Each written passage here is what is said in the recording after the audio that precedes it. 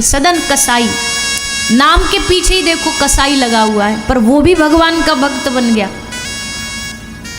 जगन्नाथपुरी, जगन्नाथ धाम की ओर आते जा रहे हैं, देखा रास्ता में एक गांव पड़ा, सोचा यहाँ हम रुक जाते हैं रात्रि को एक महिला के घर रुक गए। रात्रि को महिला के घर रुके। महिला थोड़ी विषय प्रवृत्ति की थी। आधी रात को आई और आकर के बोली कि आप मैं चाहती हूँ आप हमारा संग करो, मेरा मन आप पे मोहित हो गया है। सदन कसाई बोले, अरे देवी आप मेरी माता समान हो, ये अधर्म मत करो, आपके घर में आपका परिवार है, जीवन है, पति है। कहा नहीं, अगर तुम हमारी बात नहीं मानोगे तो मैं तुम्हारे ऊपर इल्जाम लगा दूंगी। महाराज जी ने, सदन कसाई ने कहा, देवी अब चाहे जो भी कर लो, हम तो भगवान के भक्त हैं। चिल्लाने लगी, चीखने लगी, पूरा घर इकट्ठा कर लिया, गांव इकट्ठा कर लिया और आकर के कहा, ये साधु हमारे घर में रुका रात्रि को और हमारे साथ कुछ अभद्रता कर रहा था। राजा के पास ले जाया गया सदन कसाई को। राजा ने कहा कि इस व्यक्ति ने किसी नारी पे हाथ उठा, इसके हाथ काट दो। देखो भक्त की भगवान कितनी परीक्षा लेते हैं, कितनी परीक्षाएं होती हैं, पर सब परीक्षा भक्त पार करता, ना कोई गलती होते हुए, अपराध होते हुए सदन कसाई के दोनों हाथ काट दिए गए, दोनों हाथ काट दिए। पर फिर भी भगवान पर विश्वास रख के सदन आए जगन्नाथपुरी तक रोते रोते कटे हुए हाथों से, और आकर के श्री जगन्नाथ महाप्रभु के सामने खड़े होके कहा, प्रभु तू तो जानता है मैंने कोई अपराध नहीं किया, मैंने कोई भूल नहीं की, मेरे उस न भूल करने पर भी मुझे दंड दिया गया, अब मैंने तुझ पे सौंप दिया, तू जो करना चाहे कर। जैसे कह के जगन्नाथ भगवान के सामने साष्टांग प्रणाम किया।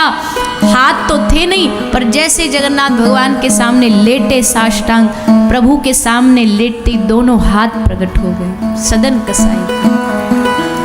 जगन्नाथ भगवान ने दिखा दिया कि देखो हम अपने भक्त के साथ अन्याय नहीं होने दे सकते, चाहे कुछ भी हो जाए, अन्याय नहीं करेंगे। हाँ परीक्षा जरूर लेंगे, परीक्षा तो भैया खूब लेता है प्रभु, इतनी परीक्षा लेगा, इतनी लेगा, बीच में ही टूट के आधे लोग तो आधे रास्ते से भाग जाते हैं वापस।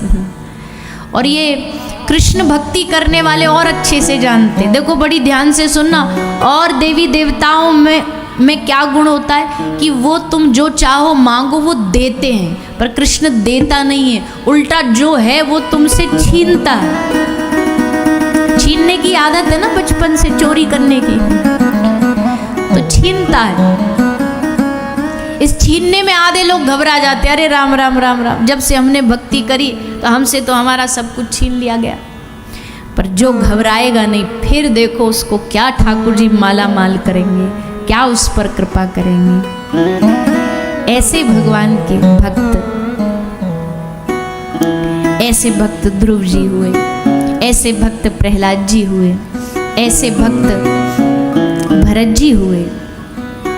श्री सुखदेव जी महाराज भागवत के प्रसंगों के माध्यम से भगवान के भक्तों का चरित्र सुनाते, भरत जी का चरित्र सुनाते। राजा प्रियव्रत के वंश में भरत जी हुए, जिनके नाम से हमारे देश का नाम भारत पड़ा। सारे जहां से अच्छा,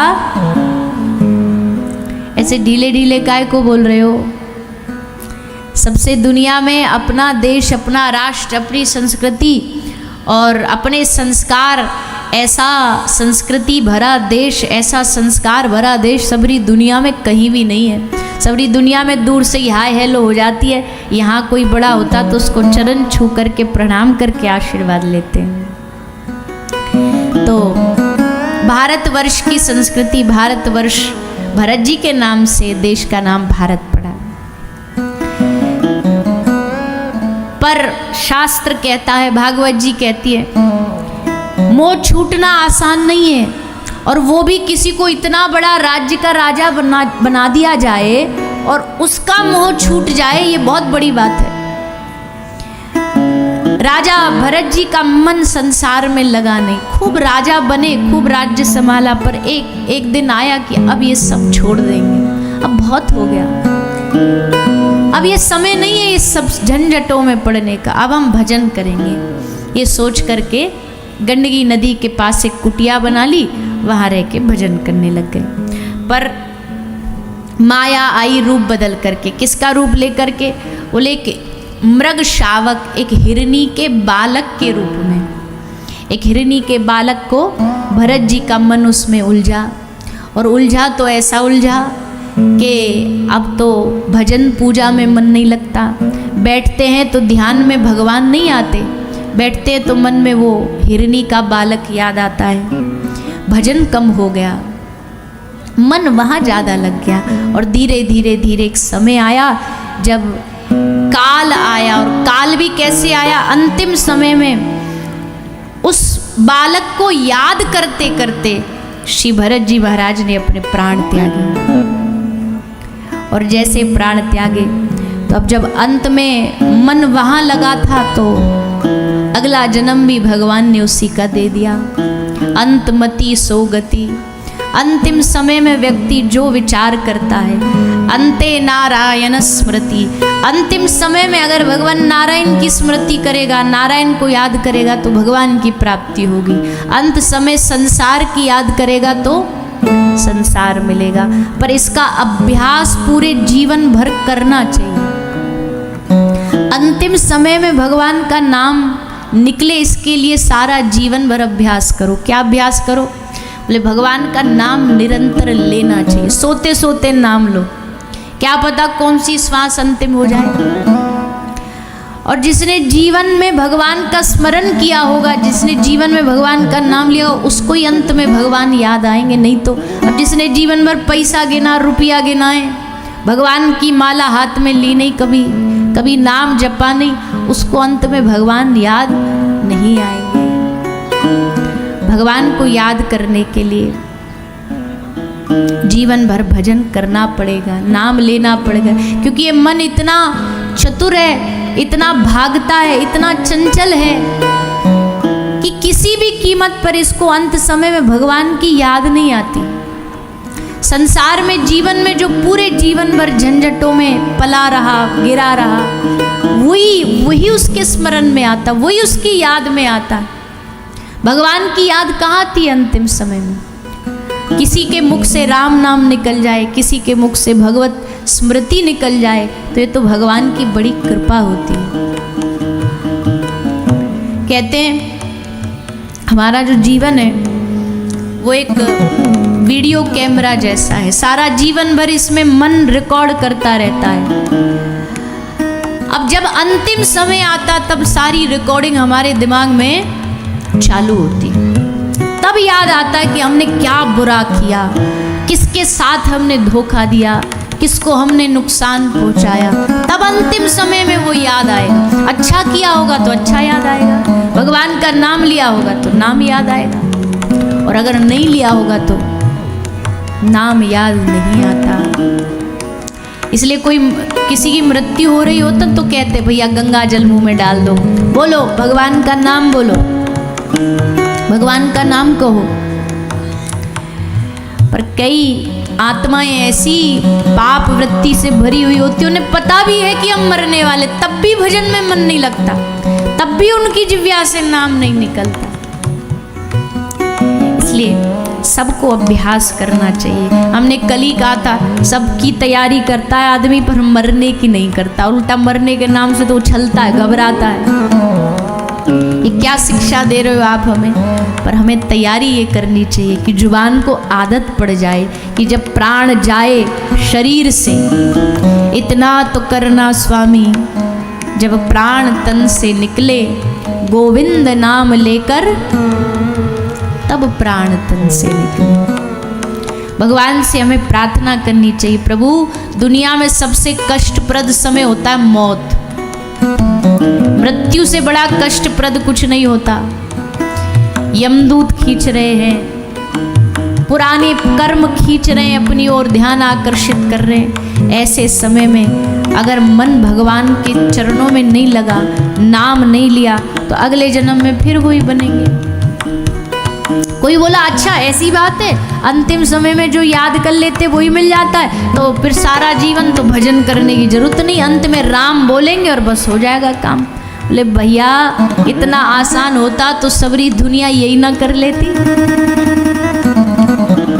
कफ वात पित्त कंठ अवरुद्ध हो जाता है, कुछ याद नहीं रहता, शरीर न जाने कितने सर्प बिच्छू के डंक मारने जैसा शरीर में पीड़ा कष्ट होता है। ऐसे में भगवान याद आए? जाते जाते भी आदमी यही सोचता रहता है, मैं चला गया तो घर कैसे चलेगा, परिवार कैसे चलेगा। ये अहम पाल के रखता है कि मैं चला गया तो फिर बच्चे कैसे संभालें। भैया देखो सारी दुनिया ना सबके बिना चल जाती है, हजारों लाखों करोड़ों आए इस दुनिया में, सबके बिना दुनिया चली हम भी जाएंगे, हमारे बिना भी चलेगी और एकदम टिप टॉप चलेगी, बढ़िया चलेगी, कोई नुकसान कोई कमी नहीं आने वाली दुनिया चलने में। अहम ने एक वहम पाल रखा है, अहम ने एक वहम पाल रखा है कि सब कुछ मैंने संभाल रखा है।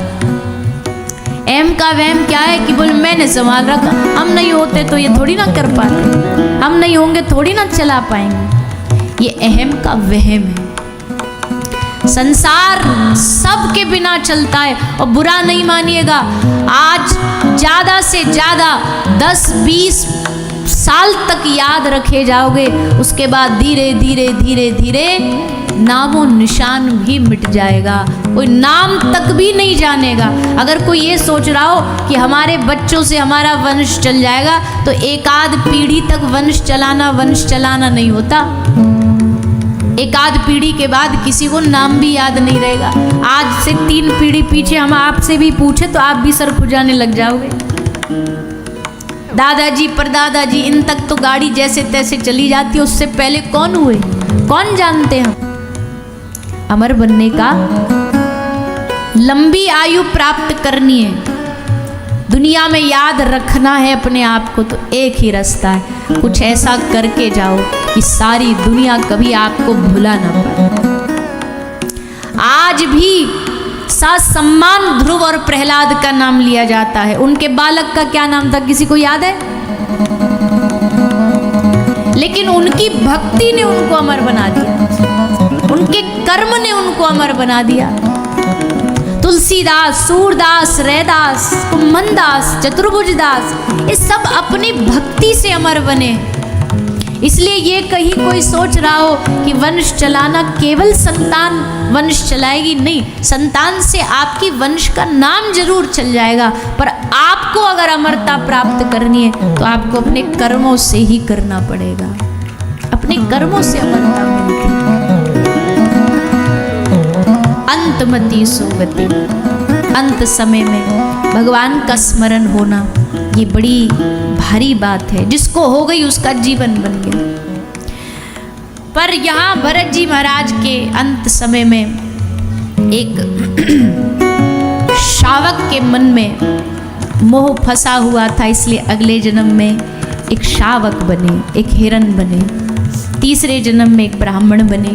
ब्राह्मण बन के भरत जी ने सोच लिया 2 जन्म तो हमारे फिसल गए हाथ से, पर ये वाला नहीं जाने देंगे। इस जन्म में खूब भजन करेंगे, खूब भजन करके भगवान को प्राप्त करेंगे। पर जब भजन करने जाता है आदमी तो सबसे पहले समाज बीच में आता है, परिवार बीच में आता है। कोई बिरले ही होंगे जिनके लिए समाज ने भक्ति में बाधक ना बना हो। इस संसार में जितने भी भजनानंदी हुए सबसे पहले परिवार ने टांग खींची, उनसे जैसे तैसे बचे, फिर समाज नहीं जीने देता।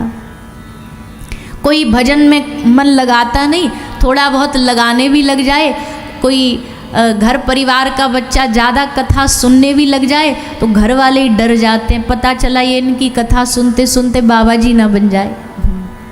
ज़्यादा कथा बालक सुन लेते हैं ना तो घर में तहलका मच जाता है कि इसको रोको, इसको चुप करो, नहीं तो गड़बड़ हो जाएगी। पर ऐसा नहीं है भैया। एक तो सबसे बड़ी बात, अगर घर में कोई भगवत भक्त बालक पैदा हो जाए जो भगवान की भक्ति कर रहा हो, इससे बड़ा तुम्हारे लिए कोई और धन नहीं हो सकता। ये सबसे बड़ा धन है। घबराइए नहीं, परेशान नहीं हुई है। एक तो भजन करते नहीं, और आजकल थोड़ा बहुत करने लगे तो दुनिया नहीं जीने देती। माथे का तिलक देख करके 100 बातें बना देगी, गले की कंठी देख करके जीने नहीं देती। ये क्या भजन भजन है? कोई उम्र है भजन करने की? तो किसकी उम्र है भैया? हमको याद है, मतलब ऐसा तो कोई हमारी कहानी में ऐसा कुछ है नहीं कि भैया बड़ा हमको रोका गया और हमने पार की यात्रा, ऐसा कुछ नहीं। पर एक दृष्टांत हमें याद है, हम जब स्कूल जाते थे, एक तो हम स्कूल पढ़ने नहीं जाते थे, दर्शन देने जाते थे, क्योंकि 7 वर्ष से कथा चालू कर दी तो हम स्कूल में शुरू से ही वीआईपी थे, मतलब वीआईपी ट्रीटमेंट मिलती थी। मास्टर मारते नहीं थे, डांटते नहीं थे, क्यों? बोले कथा करती है तो डांटेंगे क्यों? तो बड़ी वीआईपी ट्रीटमेंट मिलती थी। जाते थे तो संग में फोटो खिंचवाए जाते थे। तो खैर अपने बचपन भी सब बड़ा अलग रहता है सबका। तो सब हमको खूब प्यार करते थे, पर एक हमारे मास्टर जी ऐसे थे, अब हम उनका नाम नहीं लें, क्या पता कहीं सुन रहे हो तो पकड़ ले हमें आकर के। पर एक हमारे मास्टर जी ऐसे थे, उनको हमसे बड़ी चिड़न होती थी। हमारे साथ वाले जो स्कूल के बच्चे, वो क्लास वाले, वो बताते थे कि ये बाकी कुछ नहीं करते, पर जब तुम जिस दिन आती हो ना क्लास में, उस दिन ये ज्ञान बांटते हैं। क्या ज्ञान बांटते थे? बोल भगवान भगवान कुछ नहीं होता, ऐसे करके कुछ नहीं करते, और बड़े उल्टे सीधे तर्क देते। तो हम कुछ बोलते नहीं, अब भाई गुरु है, मास्टर है, क्या बोले। तो उन्होंने हमसे एक बार बात बोली बिठा करके, तो क्योंकि हम स्कूल में जाते थे तो तिलक कंठी लगा के जाते थे, तो पूरा एक तो स्कूल हमें अलग से घूरता था कि बोले कौन विचित्र प्राणी आया है, माथे पे तिलक है, गले में कंठी है। तो उन्होंने हमको बोला, उनको ये भी पता कि कथा करती है, माथे पे चंदन लगा, तो बोलते कि क्यों अपनी ज़िंदगी बर्बाद कर रही हो, कुछ पढ़ लिख लो, कुछ पढ़ लिख लो तो तुम्हारे जीवन में कुछ काम आएगा, ऐसे कथा करते करते सारी ज़िंदगी बर्बाद हो जाएगी। अब हम उनको उस समय कुछ नहीं बोले, पर आज हमें भाव ऐसा लग रहा है कि शायद वो हमें कभी मिलेंगे या कभी सुन रहे होंगे, तो हम उनको दिल ठोक के बोल सकते। आपसे हम पूछते, हमारी ज़िंदगी बर्बाद हुई कि आबाद हुई? पर अगर हम किसी बातों में आकर के, किसी के चर्चाओं में आकर के ऐसे ही मान ले, हाँ हाँ सही कह रहे भैया, मिटा दो इस तिलक को, हटा दो इस कंठी को, हटा दो इस माला को, तो फिर कौन इस भक्ति के रास्ते में आगे बढ़ेगा? कभी कभी हमें लगता है कि जो शिक्षा बड़े लोग को देनी चाहिए वो दे नहीं पाते, दे नहीं पाते। इससे बढ़िया जीवन किसी का क्या हो सकता है? भगवान का नाम हो, घर में कोई बालक बैठा भगवान की माला कर रहा हो, नाम स्मरण कर रहा हो, कीर्तन कर रहा हो, कहीं कथा में जा रहा हो। मुझे तो लगता है कि बड़ों बुजुर्गों को कह देना चाहिए, हम नहीं जा रहे, तुम जाओ। तीर्थ हम नहीं जाएंगे, तुम जाओ, तुम जा करके पहले वृंदावन दर्शन करो, हम तो जब जाना हो चले जाएंगे, क्योंकि तुम्हें हमसे ज़्यादा आवश्यकता है भगवान की, तुम्हें ज़्यादा आवश्यकता है। तो भैया समाज से हमारी एक तो प्रार्थना है, भजन नहीं करते मत करो, पर जो कर रहे हैं ना उनको कर लेने दो, उनके बीच में पंचायती मत किया करो। खुद तो कुछ कर नहीं पाते हम लोग, और जो थोड़ा बहुत करते हैं उनकी हम निंदा करते, उनकी हम बुराइयां करते। तिलक लगाने वाले झेले नहीं जाते हमसे, ऐसा नहीं। धन्य है वो जीव, वो बालक जो भगवान की भक्ति में आरंभ से ही लग जाता है, शुरू से ही लग जाता है। तो भरत जी महाराज अब सोचा कैसे भजन करें, ऐसे तो हमको घर वाले करने नहीं देंगे, क्यों बोलेंगे पढ़ो लिखो, पढ़ो लिखो के बाद फिर कमाओ, इसी में हमारा तीसरा जन्म भी व्यर्थ हो जाएगा। एक काम करते हैं, पागल बन जाते हैं।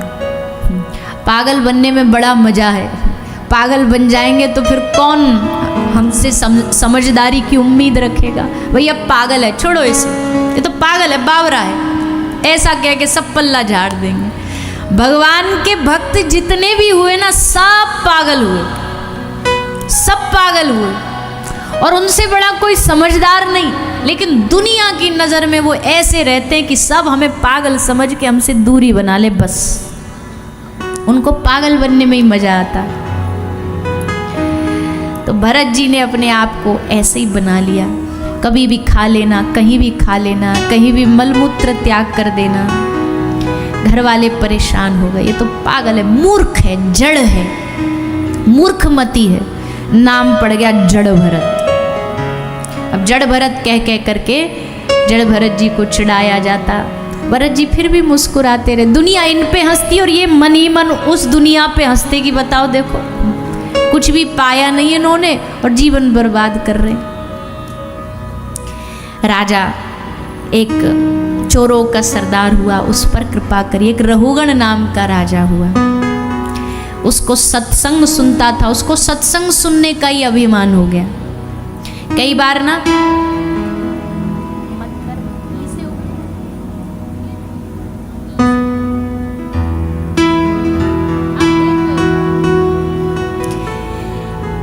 राजा रहुगण एक राजा था, उसको कथा सुनने का ही अभिमान था। क्या बोले, हमसे बड़ा कोई कथा का प्रेमी नहीं है। देखो हम सब अपना राजपाट छोड़ करके कथा सुनने के लिए आते। कई लोग ऐसे होते हैं, उनको अपने सद्गुण का अहंकार हो जाता है, दान का अहंकार हो जाता है, अपनी कथा सुनने का अहंकार हो जाता है। कई हमने कथा सुनने वाले ऐसे भी देखे, वो कथा ना सुनने वाले को जीने नहीं देते।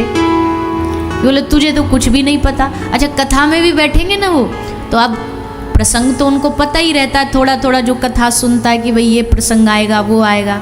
तो जैसे ही व्यास जी बोले, उससे पहले ही बोले, देखना अब ये बोलेंगे, देखना अब ये वाला भजन गाएंगे, देखना अब ये प्रसंग आएगा। तो उनको उसी का अभिमान आ जाता है, या हम बड़े सत्संगी, हमें सब पता है, हमें सब आता है। पर भैया देखो, जब भी हमें सत्संग में बैठना चाहिए ना, तो एकदम कोरा कागज बन के बैठना चाहिए। कोरे कागज पे ही तो कोई कुछ लिखेगा। अब पहले से ही लिखावट लिखी होगी तो उस पर कोई क्या लिखेगा। कागज खाली रखना पड़ेगा।